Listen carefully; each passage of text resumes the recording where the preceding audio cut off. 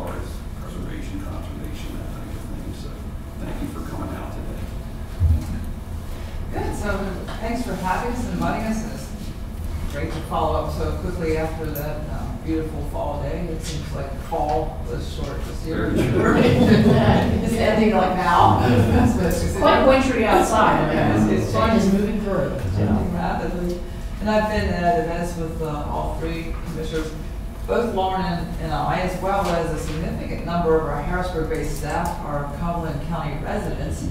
And we have all noticed a evolving and deepening relationship and with DCNR's mission areas, that as the county has gotten more and more involved over the last decade with trails, land conservation, recreation, recognizing economic value. We have a lot of programs that touch county work. On a few of them, we do have several state parks in the county boundary, from Kings Gap to Pine Grove Furnace to Colonel Denning, or to Colonel Denning, Michelle State Forest.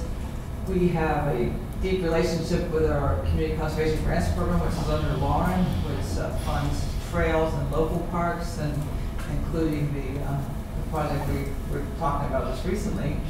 Been out at a project with you at South Milton Township at the park. They connected the park down into Boiling Springs Village.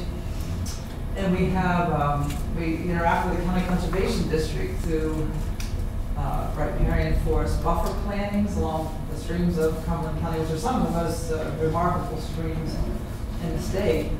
And we have strong relationships with the Trail and Open and Green program with Stephanie, and of course with the planning office with Kurt, and a lot of good planning and support for the local municipalities in the township parks and in the planning and greenways and open space planning goes on here. One thing we do talk about back at the office with Lauren and me and the other staff members who are Cumberland County residents is, Cumberland County, for those of us who have been here a long time, has really changed a lot over time, and to now be one of the most rapidly growing counties in the Commonwealth. And we get to see work statewide, and we make grant funding across the Commonwealth. And one thing that we've noted is that when the counties can provide matching funds, really want to compliment the county for creating an open space program for farmland and natural lands. That's where the state can respond. At the state government level, we are designed to respond in our grants program to local visions and local plans. In fact, by law, it requires matching funds. So we see a lot of our grant dollars going to counties where there are funds to match our funds. And we just, in fact, Lauren and her team, she can talk about this, have done a grant round recently. And some of the counties, we can get into some of the details later, but some of the counties that get a lot of grant money have a matching program as the one you set up. But that some of them, like Chester County and Monroe, and something that are rapidly growing counties have created, a lot of funding to capture more state funding. So I think we just number one, I want to compliment the county. Thank you for a couple of things recently. One is when there were a few legislators out there that thought that some of our grant funds, they're called special funds in our budget, were surplus funds. The county, the letter from the Commissioner of Cumberland County was extremely helpful to us. And so your work and your voice help conserve these funds for everyone. And the counties that pitch them are fantastic. That issue's not going away. Yeah, I know. That's my sense. There's been a number of political statements made even recently that the fight is not over that particular issue. So. Yeah, we'll continue to provide the data and information to back up your correct assertion that these are not the surplus funds. Yeah, I think the issue there was that we have certain dedicated revenue sources, that are for a specific purpose. And, you know, some of our legislators got the idea that, well, we could just take all that money and put it into the general fund. And so it was dealing with the land preservation and conservation effort, but it was also things like the 911 fee that shows up on everybody's cell phone bill, which is supposed to go for 911 public safety answering dispatch. I believe and they kind of felt as though because you had certain funds sitting in certain accounts, waiting to be expended responsibly for that purpose, that was like free money. They could just grab it, take it over here. And also contrary to state law, contrary to the laws that actually have been passed establishing these revenue sources. So that's what I think is important for us to, if there's another attempt at that, like Gary said, in the future, that we highlight, wait a minute, this money wouldn't be there if it wasn't for the program that it was established for. So I think that that education has to be ongoing, even though the driving force maybe avoiding trying to look at other revenue sources that pushes people to look at these existing pots of money. I'm sorry I interrupted your train of That's thought. all though. right. You're right. No, you're right. No, it's good for us to hear that from you. I mean, not that it's a surprise. Well, that yes, was, but you know, yeah. it's important to bring it up again because, you know, I was proud of the fact that our board unanimously took a stand on that. Yes. And you know, it wasn't right.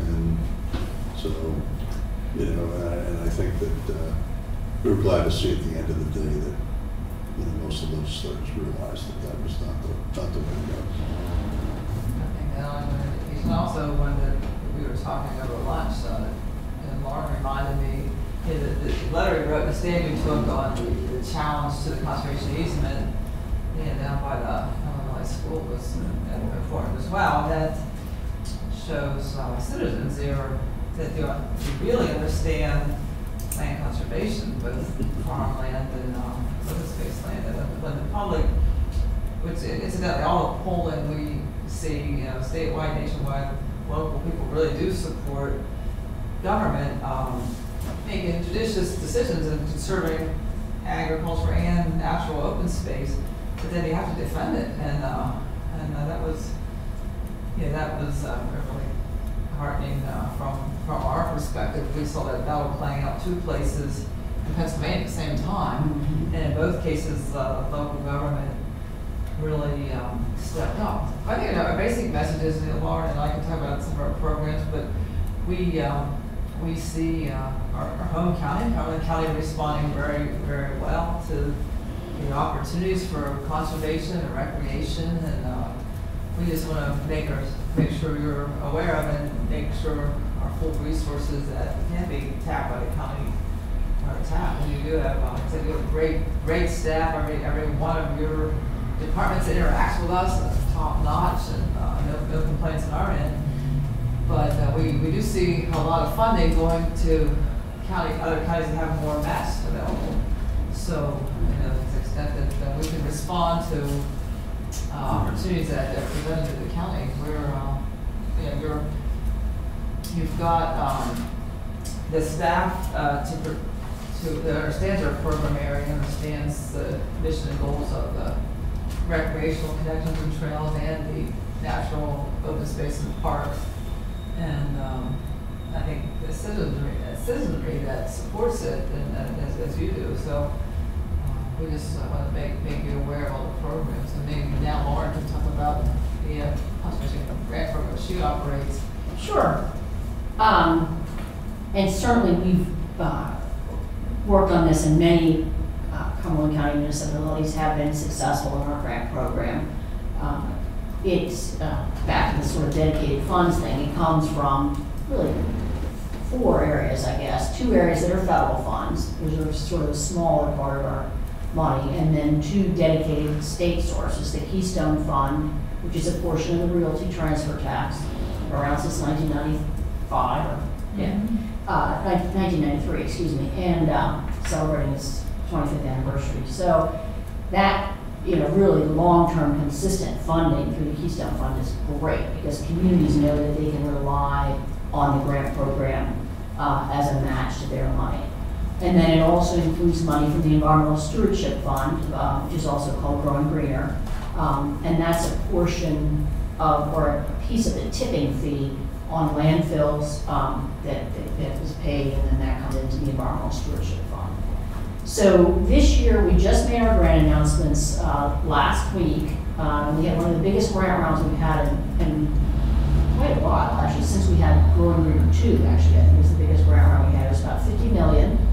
So we're pretty excited about that. And it includes, significant money for land conservation. A piece of that Keystone Fund that I just mentioned is actually dedicated to land conservation only. So 10% of the money that we get, or that's generated by the Keystone Fund, goes just for land conservation. So this year, we spent about $10 million on that across the state. The southeastern fast-growing counties and the northeastern counties are really the biggest recipients of that land trust money. In western Pennsylvania, to some extent, the land out there is cheaper, so the dollar, it just is, not the either probably, but then cheaper than southeast and northeast, and the dollars aren't as big. They go to that area, but there's lots of good county support there. Chester County is really the shining example of having planned years ago in the 90s to do extensive planning, just like you guys have done, to think about greenways and open space and how to build that into their communities while still growing. And they put significant amount of money every year. I don't have the figures, but it's a lot. Yeah. Yeah. Ask questions away. Yeah. Cumberland County has like one township that has its own land preservation program. Yeah, or Silver Spring, yeah. But I know in the southeast, Bucks, Montgomery, Chester, many townships have their own land preservation program. Does that help? Do they work in getting matching funds? Yes, they do. They do. I still feel like it's more the county money to me, but maybe Cindy has another. I'm just trying to think of, in my role now, I'm not getting into the details of some of these applications, but I have seen township money. In fact, I've seen, in the southeast part of the state where the land values are so high. Yes. You substitute township money, county money, DCNR, and private foundations. And one challenge we have here in central PA is we don't have the foundation dollars that both Pittsburgh and Philly have and do land conservation. That's a little bit of a challenge here. Not that there's not some private money. Central Pennsylvania Conservancy has done a good job of raising private money. But in the southeast and far west, there are the big, large land trusts that have the ability to tap foundations and really bring in a pretty big piece of the money. And that could be a critical part of the game. But yeah, certainly a township can be extremely helpful. Mm-hmm. And in some cases we see in the southeast that we have, Lauren mentioned, we have this dedicated funding for land conservation in the Keystone Fund. But sometimes the township will be the front applicant on a project for open space that comes into the community grant because it's part of their park system and they want to expand it. And then the land trust will often be engaged to do the detailed appraisal and land work and the biodiversity and then checking our database to see if there's threatened endangered species, all that stuff. So the land trusts are often involved, but the township can be the front. That's a good point, and often a lot of those grants are for expanding community parks. Not always, sometimes they're for passive open space, but a lot of them are for expanding community parks. And certainly through our Keystone Communities program, that's only government agencies are eligible for that actually, so that piece of it. And so we give lots of grants to townships. And they have to bring in this 50% match, and many times that is from the township budget or the county budget. I think some of those, again, southeast counties, I know they're way bigger and they have bigger budgets than we do. But I mean, we at DCR, so You know, they do, but, so, but we have, you know, significant resources to help them put in the recreational assets that communities say they want. And to build trails, we've been partnering with you all on the Cumberland Valley Rail Trail and some of the connectors to that, which is pretty cool. Okay, we didn't mention yet, but we should expand on. So your county and tourism marketing now to economic development has been really quick to see and talk about publicly the economic value of greenways and open space, and things like the Appalachian Trail and the South Mountain Landscape Initiative, to the tourism and quality of life in this area, and to take the assets you have and really think about how to creatively build upon them, like folks that come to the big car shows that maybe may stop on Michelle State Forest or Pine First State Park or the Appalachian Trail, like doubling up on the assets so people spend that extra day. And of course, for the tourism folks, they really calculate the local benefit based on length of stay. This is borne by data. So, and we hold the Your Visitors Bureau up as a shining example of one that is capitalizing on the natural assets. We talk about it all the time, so it really is pretty cool. We're talking a lot about the southeast, but York and Lancaster County, to a lesser extent, have been, you know, significant partners and put resources in for their trail program and through some of their county parks. York has a county park system, and they come to us for grants a lot through that. And so that's been good partnerships. You know, the other thing that we do help with, and we've collaborated with the planning department, is on planning, you know, looking at what recreation assets people want, what open space. I know you guys did a survey not long ago. How many years ago was that? A year? Yeah, this year. Yeah. Just a year ago. These things run for, you think it could be 10 years ago. I would think it was yesterday, but yeah. And those assets, I think, came out as something that I'm sure you would know more what they said, but yeah, it seemed like those were important assets to the community. So, and we have regional advisors who work really closely with your staff on looking at both our funding sources and other state funding sources like the DCED program, and thinking about how to marry those things up, and they work closely with your staff. I think that's kind of the overview. Yeah. Maybe you guys probably have questions, but yeah. On the trail projects, we're often able to synergize investment by PennDOT or DCED. Yes. So we're often first in because we've been working with your staff on the planning, and we get opportunity, then we can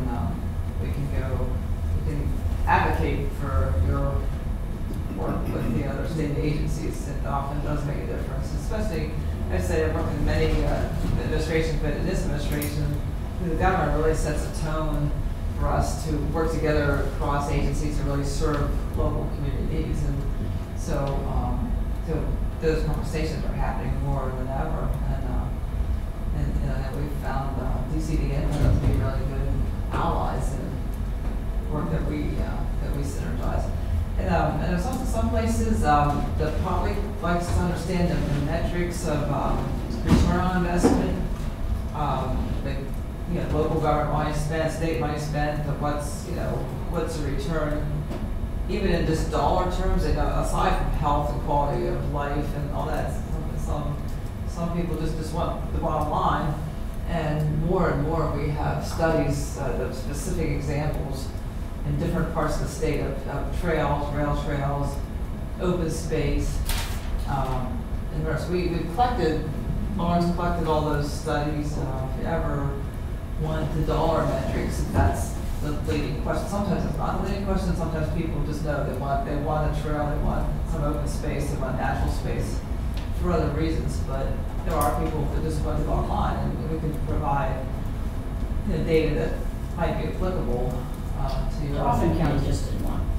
Yes, they did a comprehensive one. And there's one contractor out there that does like the most comprehensive dive on that. I mean, like number of fishing licenses sold, number of fishing days, number of everything. It's a very comprehensive look. And I don't know if that's something you feel is needed or that your citizens are asking for. because you need, but it's available out there through contracts and investment. But we also just have a database of the states that have been done, and sometimes that's good enough to see, what another kind of, you might look at the Dauphin County example.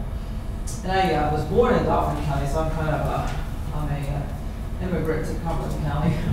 But I would say this, I've fished a lot both places, and the fishing is better here, so you just measure your fishing. You've got really world-class streams here, the Word and others.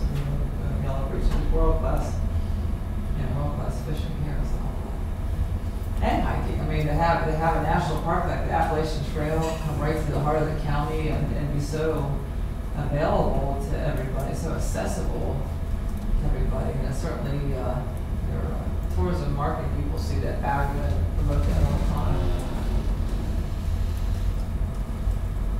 All right, so any questions? Cindy and Lauren, you both plan to stick around for the governor's second term, or?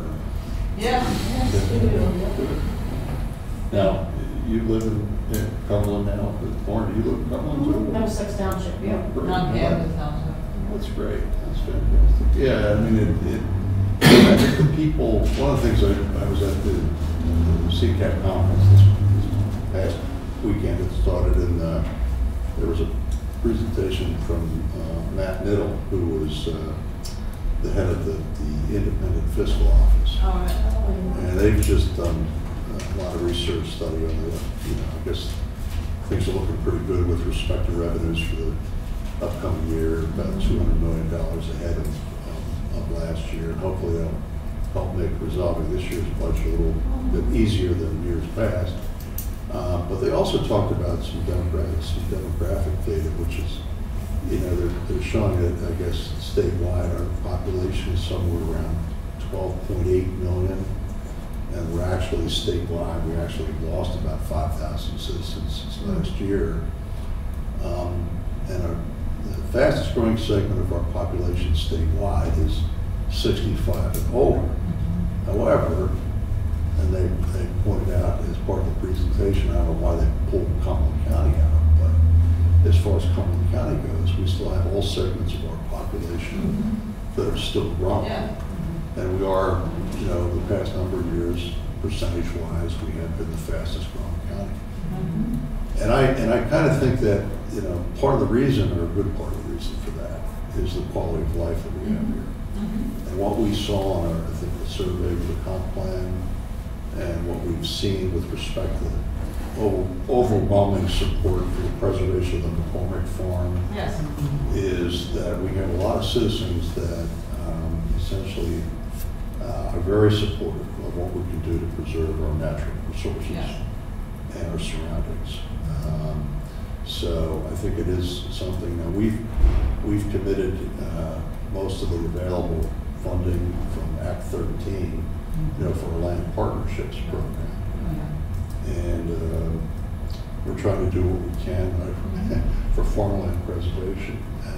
And these are all, I think, what we've seen is important to our citizens. Then the other thing I want to just mention real quickly is with respect to protection of the environment, our electronics recycling program, which we've started, and it's fee-based, and essentially people are paying 50 cents a pound to get rid of their electronics the right way. Okay? In other words, to have them recycled. They're willing to come in here and pay for it. Now, one of the things I think we would like to see is a restoration of the administrative fee for the recycling initiative, so that we actually, have the ability to do more in the way of providing for recycling. Right now, we had a presentation, what was it, last week, on the issue of household hazardous waste recycling. We had one event a year, but ever since there was a court ruling that invalidated our administrative fee brought by one of our waste entities, we see a declining amount of revenue that's available for our recycling initiatives. So I know this is one of the proposals from CCAP is to try to get that, you know, so that the Passing counties have law, the ability yeah. to impose an administrative fee. Yeah. And I guess the waste haulers, I guess that's the way it works to the waste. So those are things that are important. But what I wanted to say was with our recycling program has been a huge success. And we've got, you know, people coming not just from Cumberland County, within Cumberland County, but from surrounding areas too. And it just goes to show you, I think, that the citizen interest, you know, in protecting what we have for the people who come next.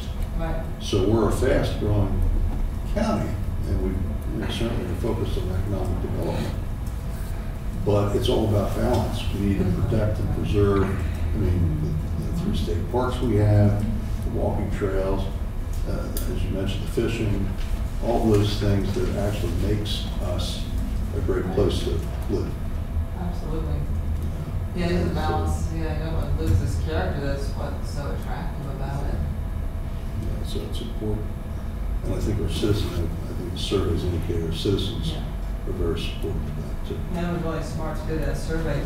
We can, CCAP is a great legislative voice. They, as you know, a very strong voice in the Capitol, but we're putting, our agencies are putting together our legislative agenda for next year. And so I can mention to my colleague at DP, Patrick McDonald, that CCAP's interested in and legislative to, you know, the administrative fee, and see if DEP can then put that on their, and the governor's legislative agendas that, you know, will pull in the same direction as CCAP. We usually are on all, you know, all important things. CCAP's support on issues that matter to us is really, and especially on that special funds issue, they really tip the balance, frankly. It's a strong voice in the Capitol. Well, I think based on the interest of our constituents, I think that, you know, we'd like to do more in the area of recycling and some of these things, but it's tough when you don't have any funding. You know? Right. Right. Right. No, I think you're doing a great job. I just think if we can respond even more to the more opportunities to really bring Cumberland County's, you know, grant requests up to what the area is really ready for and interested in. The interesting aspect of that, I think one of the things, the reasons we've been reasonably successful is we really see we are, by some measures, the fastest growing county, and our people feel it. They know that. So, and I'm from here, 57 years ago, you know, so I've seen how much it's changed considerably. So we definitely view, for instance, our comp plan as both a pro-growth document and a pro-preservation document. So, and a lot of the responsibilities for both of those areas are vested in our shop, and Kirk Stoner even sits as an advisor on our Economic Development Corporation board as well. So we really have tried to strike that balance, and we do at times have to remind our development community that preservation works for their benefit too, and we have to remind our general populace that growth is necessary and also works to their advantage, that you can't just say enough is enough. So we're always trying to thread that needle, and it's I think this board's done a very good job of objectively looking at what seem to be, as I say, two sides of the same coin. But having said that, I'm going to put Kirk on the spot just a little bit and say, because I know you have an excellent overview of what the needs are on both sides and what we've tried to do as a board over several terms. If you had an opportunity for a windfall, or if you had one area that we could potentially expand of all the things that we're doing or even not doing, where would you choose to put an extra couple of $1 million, for instance? Wow. Like Christmas. Yeah. You all know I'm cheap, so I'd probably put it in the bank. In Bermuda. Yes, that's a good question, Gary. Looking at our comprehensive plan, there probably would be a split, between, I think there's needs on the growth side of trying to incentivize some solid growth in the county. It would be residential or commercial industrial. But, you know, on the conservation side too, there's so many needs that are out there of I'm parks really and speaking recreation. specifically on that. I mean, I think we're doing okay. Things we're doing, and the state's been somewhat helpful on the growth side. But in terms of mitigating the impacts, which I think is what the general public is looking at us for. You know, we want to keep growth, but we want to mitigate some of those negative impacts, and that's kind of what's vested in your shop. To accomplish that mission, what would you like to have more money for? Okay, yeah, so it kind of clarifies a little bit. So for me, infrastructure, so transportation would be high on our list, because I think there's a lot of needs there that, you know, we look at the federal and state process, I think they're failing us in some respects, of the amount of money and then the process to actually get something done. So transportation would be big. Our conservation initiatives, I think, are paramount too. So when we look at the county and growing the way it is, we always say, and Cindy's probably heard this too, is to kind of preserve the best and zone the rest, you know, from a land use perspective. So figuring out what's best in Cumberland County and trying to preserve that, because I think when you see McCormick Farm, other natural resources, when they start to be threatened, that's when you see this groundswell of support from the public. So I think trying to invest in some of those other unprotected resources that are out there to make sure they don't get threatened. And I think that the other one that's coming up recently too is housing. You know, that as we grow, to make sure that there is a place for everyone in Cumberland County. And the way it stands now, when we look at our burden household, our home ownership, and also renters, I'm not sure everybody can afford Cumberland County. I think looking ahead, we want to make sure there is a place for everyone. So probably those three areas, you know, housing, transportation, and then the natural resource side. Natural resource would include parks, trails, greenways, things like that. What if you had to pick one? I had to pick one, really. And it's kind of an unbalance because of the high Yeah. expense of infrastructure. So, and again, a lot of this wouldn't be, you know, what I want as king of the world. I think we need to work with our municipalities and our residents to figure out what they want. And yeah, so I don't know. I don't know if we had to pick one out of those. I think they're all important. I'm not sure I'd be able to pick one.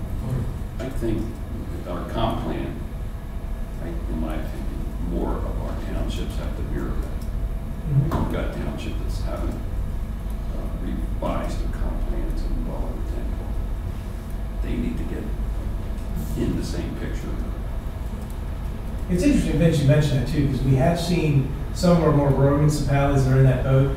We wrote one for Lower Mifflin Township. I think the perception of our municipalities are, well, comprehensive plans take forever. They're this thick and then they sit on the shelf. We did one for them. It took about 3 months from start to finish. Very simple, very straightforward. We've had 3 other requests now from rural municipalities that, hey, can you do one for us? Yeah. And those areas, in many cases, are ahead of the growth curve. And if we can get them up to speed on simple sound plan that works for them, then they're consistent with the county comprehensive plan in a better position and to respond to the growth we're seeing. Carl, you have anything you want to add or ask? Well, I just say, you know, with for what we're looking at, natural resource protection, with this Chesapeake Bay Phase 3 WIP coming up, you know, they're going to be throwing a lot of practices that need to be done, but they're not throwing much money at us. You know, here's practices you need to get accomplished, but where's the funding and resources to accomplish it? That's going to be an interesting task where that funding will come through to meet the goals of the Chesapeake Bay. That's what we've been asking for years and really haven't gotten an answer there. But I think the natural resource protection, stream buffers protection, things like that is what, you know, we'd be looking at. Yeah. We should have done the Chesapeake Bay tributary strategy and started from a different part instead of starting with the sewage treatment plant upgrades, which everybody spent a bunch of money and it didn't really have any impact on the reduction of nitrogen and phosphorus. So if you had to do all over again, I think we could have made a lot more progress by now if there would have been adequate funding. Don't get me started. Yeah, sorry, brother. Don't get me started. We do have like one little piece that we're managing the riparian buffer part of it, and of course the Rivers Conservation Program as the staff knows. But there are grants going to PACD that the counties can then access for riparian buffers. And that has multiple benefits. So you buffer and shade the streams. That's protects them for local interests, which I think is what motivates people perhaps more than downstream of Chesapeake Bay. But it also captures nitrogen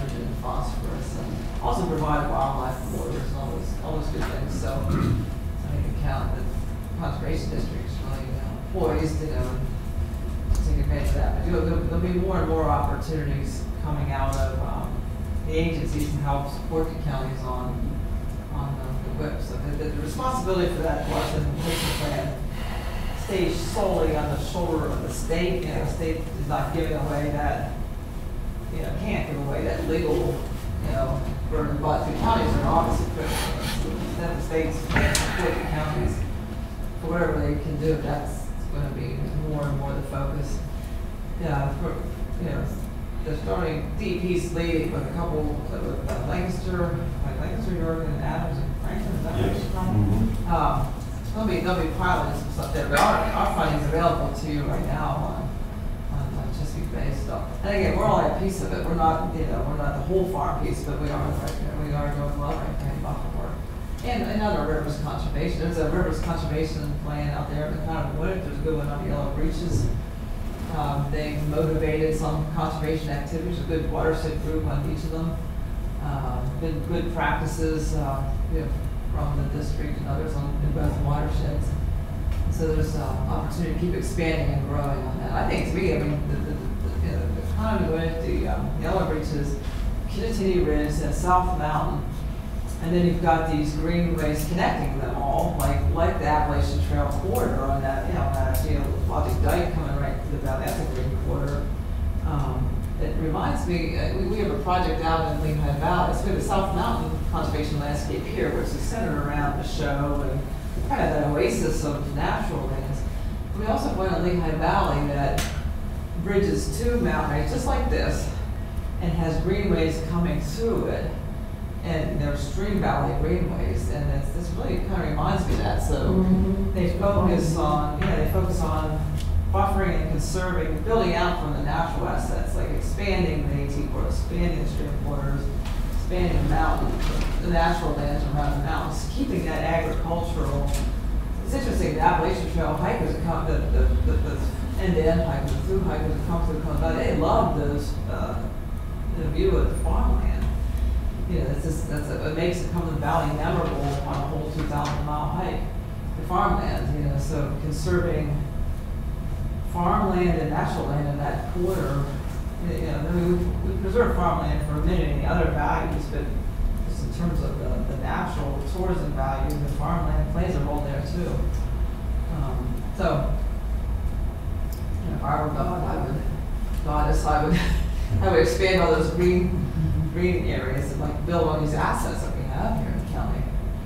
Because they're tremendous assets. And the other thing, this is a plan of city. I know there's been efforts, and Stephanie would probably answer this maybe more than anyone, maybe Kurt can, but a lot of commuters into Harrisburg, and it's only applies probably east of the county, would love to go on to work by bike.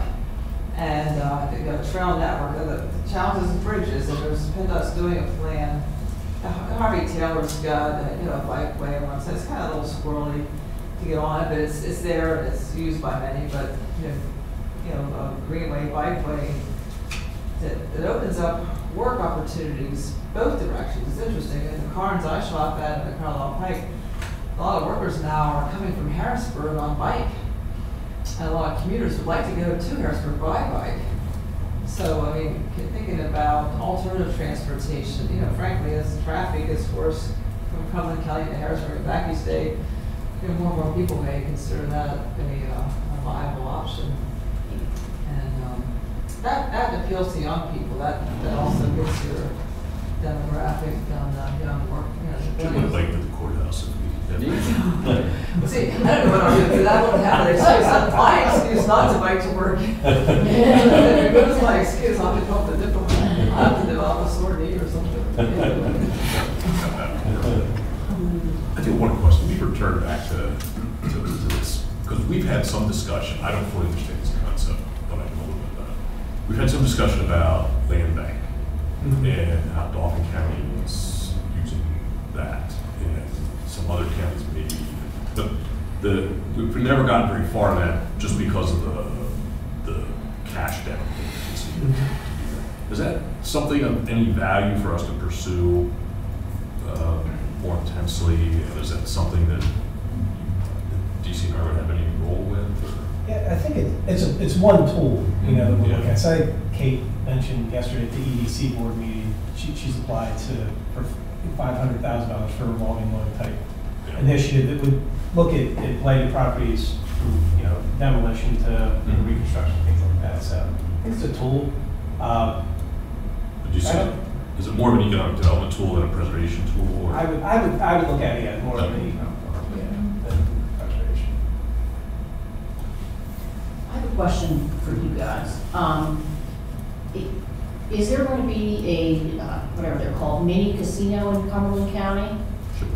Yeah, and does that, like the big casinos, does that give revenue to the county? Because I know Dauphin uses theirs for recreational stuff.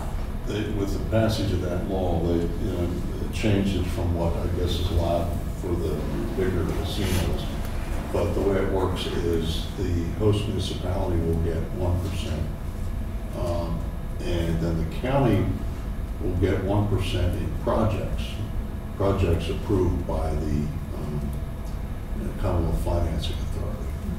So what we've actually asked our legislators is to consider input from the Cumberland County Board of Commissioners with respect to projects that would come forward. But there's an idea that, and we expect that casino to now be located, like Gary said, in Churchburg Township. That there's an opportunity for the potential of a revenue source that we might be able to use for land conservation or I mean, one of the other things I was going to ask Kirk, when Gary said if you had $3 million to spend, what would you use it for? One of the things I was thinking of, and I wanted to ask you a question, is historic preservation. Because one of the breakout sessions I attended at CCAP here was put by the Pennsylvania Senate Rural Center for Pennsylvania. And they were talking about a study they just completed, an inventory of municipalities that have historic preservation ordinances. And it's a distinct minority. It's like 12% of all of our municipalities have something on the books with respect to preserving historic structures. And I know our comp plan, identifies something like 800 structures in the county that are significant from a historic standpoint, and encourages that we should try to encourage the preservation of these places. Now, one of them we're going to be talking about here in the near future is the birthplace of an old Miller, which is an old farmhouse in the middle of an area that's subject to potential development here real soon. But essentially that's about 177 years old. Okay, it's not 50, which I understand you could say it's historic if it's 50 years old, but also because of its significance. You're historic too. We all are. Yeah, I'm historic. Right there. Well, you're past that now. But no, there's a significance there. I mean, Ola Miller was her first name was her father was given the rights to use that to name the rail station in Nola. That's how Nola came about. Yeah. So in any event, but we have like these hundreds of properties.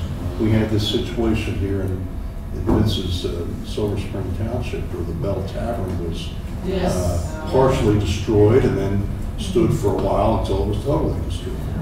So that's an area. Where does your department intersect on that with like the Pennsylvania Historical Museum Commission or?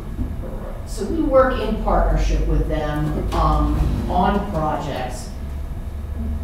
We don't have funding for preserving buildings like that unless it's going to be used for some kind of recreational purpose. Okay. We have done some projects where the community preserved a farm and then added trails and so on, and there was an historic house on it, and we helped with the preservation of the property around. It wasn't an active farm because we don't do that either, but they made it into a park. That's the Heisers, you know what I mean?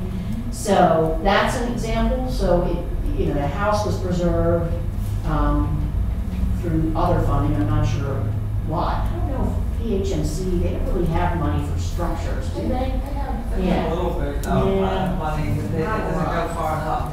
They it's pretty high. I think there's a historic buildings grants program they have, and they do ask, I think, our staff to review them, I believe. I think the South Mountain Initiative, so once, like the South Mountain, we have almost 7 of these conservation landscape initiatives across, about 8 actually, we just added Kittatinny, which affects this county. But they, through that project, it's really multidisciplinary, and they identify, like, for instance, the Craig House, which is a county that's, you know, saved the Craig Bridge. That's what I think you and I Yeah. last met. Yeah, Yeah. exactly. Yeah. So that story is a national story. Craig and Brothers are actually better known out west.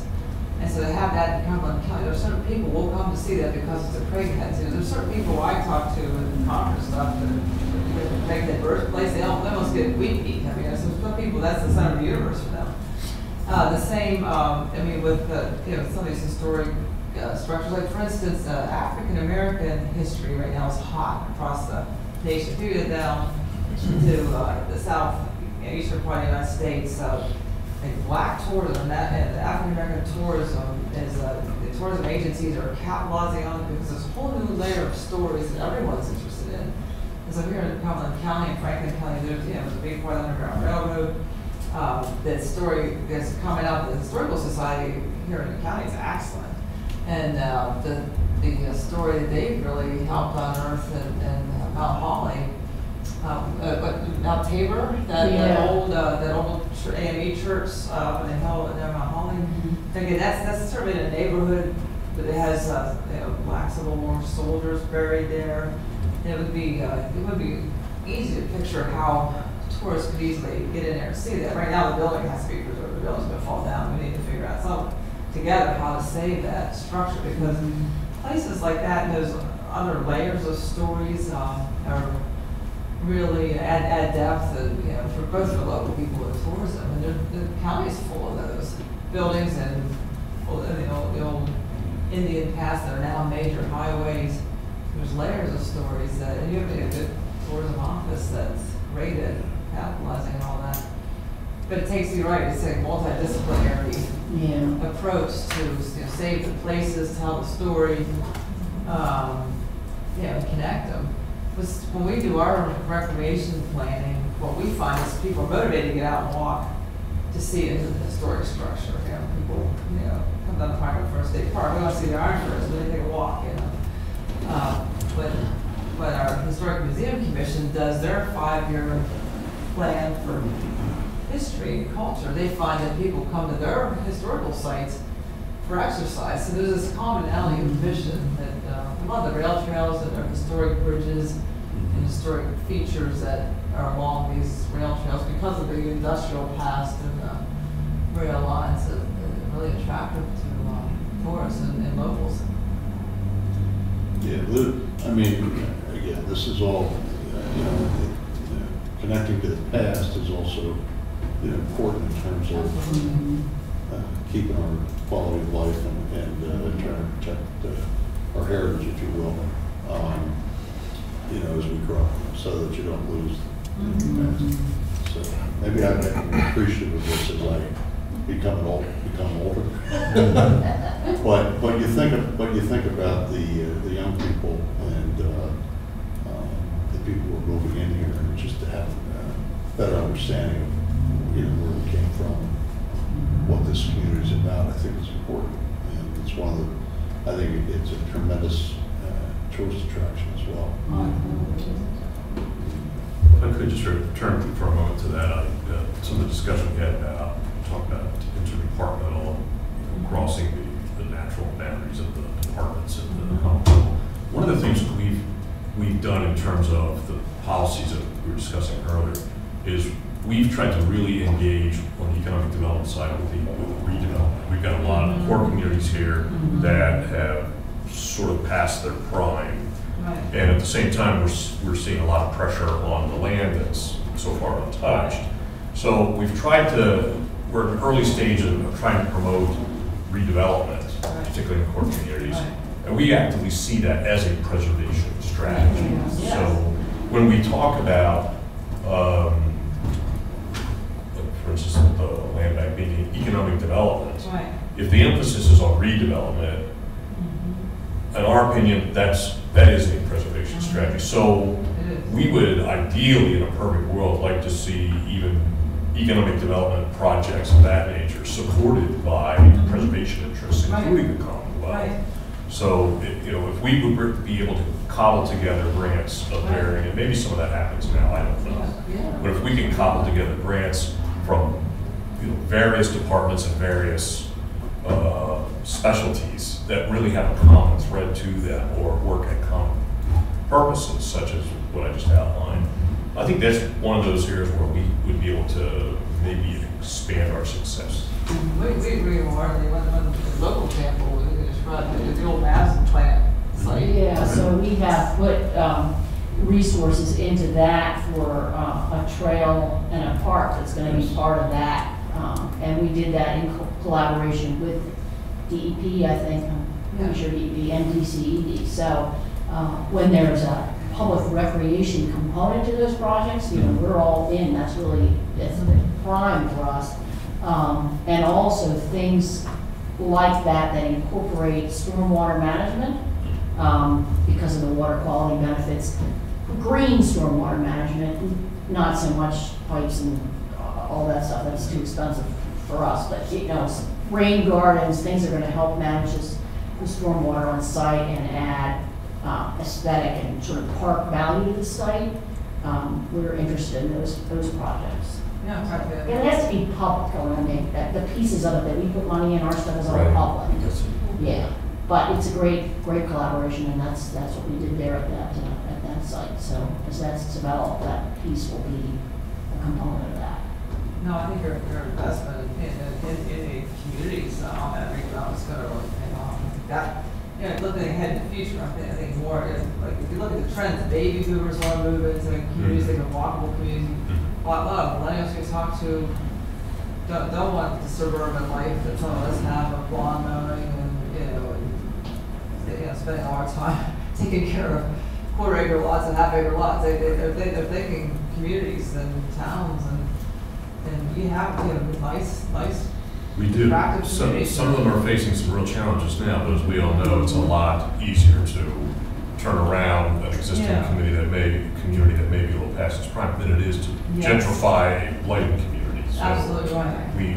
we're hopeful that in future years that some of this new emphasis on the redevelopment, and our Economic Development Corporation is actually forming a subsidiary, the real estate collaborative, that is meant to specifically look at old industrialized sites, brownfield sites and such, with an eye toward helping mitigate the risk that a private developer would otherwise hold solely. Yes. And again, part of the redevelopment strategy, let's rebuild the community, let's reuse sites, recycle the land that's already developed.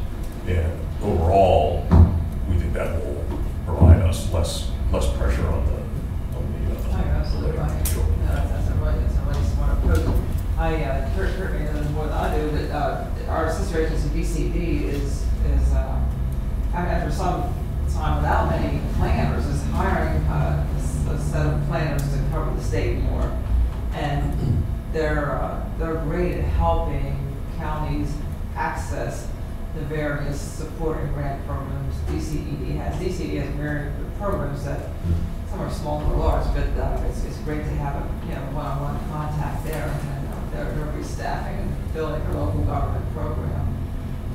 The deputy of their program was a county commissioner and was a mayor, and so we've got some real local government expertise there and an expanded access after a long hiatus without staff that program.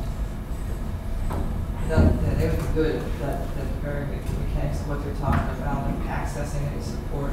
DEP's pretty well, the DEP secretary loves this brownfields to playfields approach where we're thinking about where all these brownfields are. They're often in our communities because that's where the old steel mills and foundries and everything, they're often right along creeks and rivers. And so it's a great opportunity to green up an existing space, make it accessible, make it a community And also do some economic development, take some, redevelop, get a tax base back out of it. And it's a big opportunity in Pennsylvania. At numerous conferences, we're trying to take this, instead of calling it blight, call them opportunities. Instead of calling it, it's all opportunities. So it's like new land, except it's in the existing matrix of the community and infrastructure. It's just even better, so. One of the things I was just wrap up here. Yeah, I just want to bring up one other thing real quick, Fitz. You mentioned about increased opportunities for pedestrian and/or bicycles and in the connection between across the rivers, okay, and between Cumberland and Dauphin counties. There remains the Cat Bridge, which essentially is owned by the Capillary Transit. The Cumberland County actually, many years ago, donated it to. I guess we had owned it. Mistaken. Now there have been a bazillion studies, right? And a lot of consultants have made a lot of money off all these studies. So we don't need any more studies. But the biggest hang up for doing that, which would potentially provide a great way to have alternative transportation, bicycles and pedestrians, would be the Cat Bridge. But we have a problem dealing with Norfolk Southern and I think Amtrak in terms of the right-of-way. So if there's any pull the governor can have or you can have with respect to getting to Norfolk Southern and those folks to allow us to get the right-of-way, we might actually be able to do something there. Now, the bridge itself, we know, is going to need some major refurbishment. We don't have the money for that. So those are the issues that pretty much need to be addressed. But dealing with Norfolk Southern, we got to get over that hump. That's the first obstacle. And otherwise, I think it's going to continue to sit in its current state, not be used. Now, Kirk has been involved in this for a gazillion years too. Yeah. Am I accurate on that? Yep. Okay. Well, we're laughing because everywhere we go, people talk about Norfolk Southern. It's just interesting. We're in Lehigh County. Yeah, it's interesting. And one of the things we heard recently was that trying to connect it to a customer that they have, the need to a customer that they have is more successful than connecting it through government. We haven't been that, I'm just being honest. Yeah, There's no report from some other people behind me, but they just are not that interested in the public. They're interested in their customers. So there was an example where something wasn't, I can't think what it was, but they were It's in able to Lancaster do. County, Yeah. the big Turkey Hill. Yes, and that was, Client. yeah. That the Norfolk Southern was serving down in the county. And Yeah. the Turkey Hill owners were very supportive of access to Susquehanna, so they were negotiated with Norfolk Southern to allow the public to cross the track. they have. Yeah. Occasionally, PennDOT has some leverage, they do some grant making, but really interestingly, Norfolk Southern is not supported much by government funding. The leverage isn't that high. I understand that the tracks, crossing Susquehanna are big tracks, it'd be hard to identify a client, because it's probably. Well, yeah. But it's There might be one. might be one, and that they could help support that. Liability remains our big concern on a lot of things too. No, I understand that. I think they could, we've had our differences with Norfolk Southern for the past number of years. Keep up the dialogue, because what happens is it's never no, and sometimes it becomes yes, Sometimes they do. There's other examples where Yeah. they have all of a sudden it's like it's working, so. After like 10 years of, Yeah, power. it's So, interesting. yeah, But that's the obstacle. I Yeah. think, with this discussion started a long time ago when they talked about this fast train from, Carlisle to Lancaster. I'm thinking about connecting the trail over here in Quarter County, so that one. we're Quarter ready. one. Yeah, so the county here's ready for when we do get that opening, whatever, and having the trails and bikeways and the activity here is. But I think, that is something that could happen in the future if, again, we had a little cooperation from our corporate neighbor. Right. in terms of Norfolk Southern. Hey, ladies, thank you for coming out. We do have some handouts for you. Yeah, thank you for having us. Thank you. I appreciate Appreciate it. A lot of good follow-up from that, I agree we can get together so quickly. yeah, thank you for following up on that. That was a great day. It's a wonderful property, by the way. It's neat- I had never been to that Well, part of the there was reserve. I can do that. It's neat to see the Conservancy really stepping out. All right, thank you. Thank you. Thanks. Do we have any other issues to discuss? Is there a motion to adjourn? We're adjourned, thank you.